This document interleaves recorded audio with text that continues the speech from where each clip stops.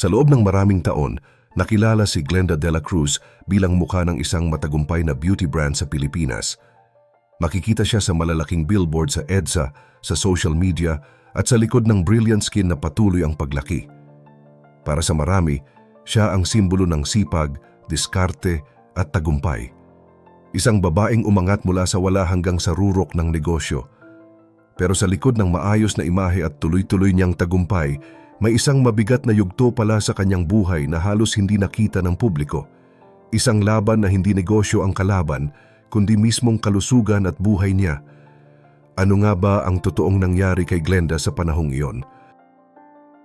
Pero bago po ang lahat, baka pwedeng pa-like ang video na ito at mangyaring mag-comment sa baba kung taga saang lugar ka para malaman namin saan umaabot ang ating mga video dahil napakalaking bagay na ito sa aming content creators. Maraming salamat po. Noong mga huling buwan ng 2025, habang abala ang lahat sa pag-usbong ng Brilliant Skin, tahimik namang humarap si Glenda sa isang malubhang pagsubok. Nagkaroon siya ng matinding pulmonya na mabilis lumala. Hindi ito basta ubo o lagnat lang. Dumating sa punto na nahirapan ng gumana ang kanyang baga. Sa gitna ng panghihina ng kanyang katawan, sinundan pa ito ng stroke. Dahil dito, nakoma si Glenda at nalagay sa sitwasyon na literal na pagitan ng buhay at kamatayan. Para sa mga sanay makita siyang matatag at palaban, mahirap isipin na mangyayari ito sa kanya. Pero kung babalikan ang kanyang kwento, makikita na sanay na si Glenda sa mabibigat na laban. Bata pa lang siya ay hinubog na siya ng hirap ng buhay. Sa edad na 2 taon, nawala ang kanyang ama. Mas masakit pa, iniwan siya ng kanyang ina kasama ang kanyang kapatid. Walang malinaw na paliwanag, basta sinabi lang na hindi na sila kayang buhayin. Dahil dito, lumaki silang magkapatid sa kanilang lola. Araw-araw, ramdam ni Glenda ang hirap. Hindi marangya ang buhay nila. Bata pa lang siya ay natuto na siyang dumiskarte para may makain sila. Nangangalakal siya sa kalsada, namumulot ng bote, lata, at bakal na maaaring ibenta sa junk shop. May mga araw na 20 pesos lang ang kinikita nila, pero sapat na iyon para makatawid sa gutom. Sa panahong iyon, maliit man ang halaga, malaki na ang tulong. Kahit ganoon ang sitwasyon, hindi niya binitawan ang kanyang pag-aaral. May mga araw na naglalakad lang siya papunta sa eskwela dahil walang pamasahe. May mga pagkakataon na sira-sira ang uniforme niya at walang bagong gamit. Wala ring bonggang Pasko o handaan sa bagong taon. Kapag may okasyon, madalas ay natutulog na lang sila. Pero sa kabila ng lahat, malinaw sa kanya ang isang bagay. Balang araw, gusto niyang iahon sa hirap ang kanyang lola at baguhin ang takbo ng kanilang buhay. Pagdating ng social media, doon nagsimulang magbukas ang bagong yugto sa buhay ni Glenda. Hindi agad madali ang lahat. Nagsimula siya sa simpleng live selling gamit lang ang cellphone. Ibinahagi niya ang araw-araw na ginagawa niya mula sa pag-aayos ng paninda, pagbiyahe, hanggang sa personal niyang pagbabago. Hindi niya itinago ang kanyang hirap at pagod dahil ipinakita niya ang totoong kwento ng kanyang paglalakbay. Matapos niyang magsimula sa online selling, unti-unti ring nagbago ang direksyon ng kanyang negosyo. Sa umpisa, simple lang ang kanyang mga paninda. Sapatos, kandila at minsan bulaklak. Kung ano ang uso at hinahanap ng tao, iyon ang sinusubukan niyang ibenta. Hindi siya namimili ng mahirap o madali. Ang mahalaga sa kanya ay gumagalaw ang negosyo niya at may natututunan siya sa bawat bentahan. Habang dumarami ang sumusubaybay sa kanya, mas nakikilala rin ang estilo niya na madaling intindihin at malapit sa karanasan ng karaniwang Pilipino. Habang tumatagal, mas napapansin na ang kanyang sarili bilang mukha ng kanyang ginagawa. Hindi lang siya nagbebenta. Ipinapakita rin niya ang sarili niya. Ang itsura niya, ang balat niya, at ang kumpiyansa niya ang nagsilbing patunay sa mga produktong inilalabas niya. Siya mismo ang naging modelo. Doon nagsimula ang ideya niya na gumawa ng sariling produkto, hindi dahil uso lang, kundi dahil galing ito sa personal niyang karanasan. Dati, may problema rin siya sa balat. May tagyawat siya noong nagsisimula pa lang siya sa online selling. Sa halip na itago ito, ginawa niya itong inspirasyon. Doon niya naisip na gumawa ng sariling sabon. Hindi para makisabay lang sa merkado, kundi para lutasin ang problemang minsan na rin niyang naranasan. Mula roon isinilang ang unang produkto niya na kalaunan ay naging simula ng mas malaking brand. Bata pa siya nang tuluyang pumasok sa negosyo. Sa edad na 19, sinimulan niya ang Brilliant. Hindi agad ito sumabog.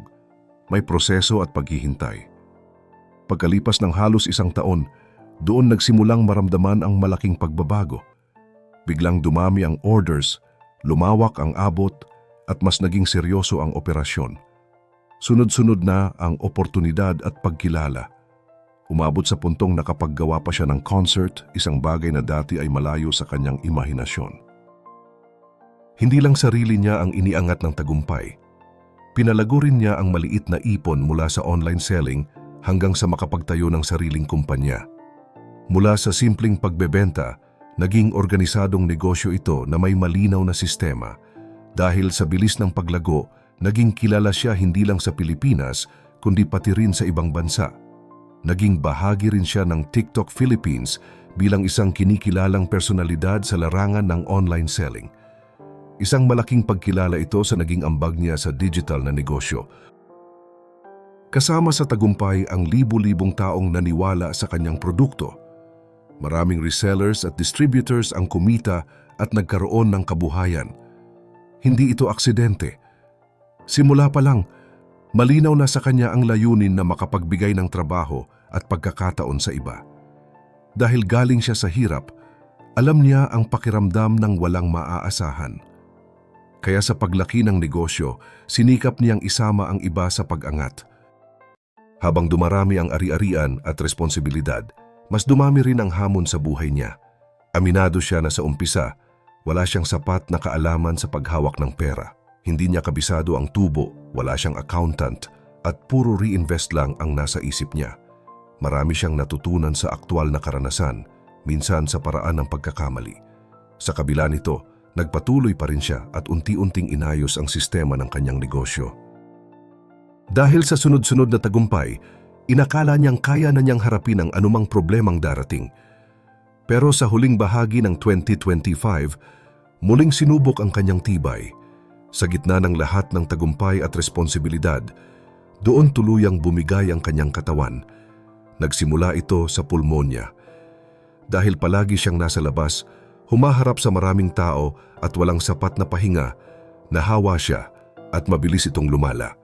Habang nasa ospital, nakita ng mga doktor na malabo na ang kondisyon ng kanyang mga baga at hirap na ang kanyang katawan na lumaban. Pagkalipas lamang ng ilang araw sa ICU, dumating ang mas mabigat na dagok. Inatake siya ng stroke. Ayon sa paliwanag, posibleng may kinalaman ito sa namuong dugo at sa matinding stress na naipon sa mahabang panahon. Sobrang trabaho, kulang sa pahinga at tuloy-tuloy na pressure. Dito na nagsimula ang pinakamadilim na yugto ng kanyang buhay. Isang yugto na halos hindi na niya akalaing malalampasan pa. Dahil sa stroke, naapektuhan ang kanyang pananalita at galaw. Hanggang ngayon, aminado siyang nahihirapan pa rin siya minsan magsalita ng malinaw. May mga sandali na nagdadalawang isip siya kung haharap pa rin ba siya sa tao dahil pakiramdam niya ay parang nagsisimula siyang muli. Hindi lang ito pisikal na laban, kundi pati emosyonal at mental. Hindi pa doon nagtapos ang lahat. Dumating rin ang punto na tuluyan siyang nawalan ng malay dahil sa pinsala sa utak. Habang nakakoma, wala raw siyang malinaw na alaala. Walang liwanag, walang tunog, walang pakiramdam. Pero nang ilipat siya sa mas malaking ospital, doon niya naranasan ang isang bagay na tumatak sa kanya. Sa mga sandaling iyon, nakita niya ang kanyang ama na matagal nang pumanaw. Para sa kanya malinaw ang isang mensahe. Hindi pa tapos ang kanyang laban dahil may anak pa siyang kailangang balikan. May mga oras na muntik na siyang sumuko. 2 linggo siyang nasa ospital at halos wala ng lakas ang kanyang katawan. Naririnig niya ang mga tao sa paligid niya na pilit siyang hinihikayat na lumaban. Pero sa sobrang hirap, dumating siya sa puntong gusto na lang niyang huminto. Nakasulat pa raw siya noon ng mga salitang ayaw na niya. Isang eksena na nagpaiyak sa lahat ng nagmamahal sa kanya at umaasa sa isang himala. At dumating nga ang himalang iyon. Unti-unti siyang nagising at muling natutong umunawa. Bumalik siya sa mga simpleng bagay, flashcards, mga letra at mga salita. Parang batang muling nag-aaral. Sa lahat ng salitang muli niyang nabuo, may isang tumatak sa kanya. Enjoy life. Doon niya lubos na naintindihan na kahit gaano pa karami ang pera mo o tagumpay, walang halaga ang lahat kung wala naman na ang pamilya at kalusugan. Ngayon mas malinaw na sa kanya kung bakit siya binigyan ng isa pang pagkakataon. May mga misyon pa siyang gustong tapusin at maraming taong patuloy na umaasa sa kanya. Mas tahimik na ang kanyang lakas, mas malalim ang kanyang pananaw, at mas buo na ang kanyang loob na harapin ang bagong taon na may pag-asa, pasasalamat at pagmamahal. Sa ganitong kwento ng pagbangon at ikalawang pagkakataon, napapaisip ka rin ba kung ano ang mga bagay sa buhay mo na mas pinili mong pahalagahan kung bibigyan ka ng pagkakataong magsimula muli? I-share mo naman ang sagot mo sa comments below at huwag kalimutang mag-like at subscribe para sa mas marami pang updates gaya nito.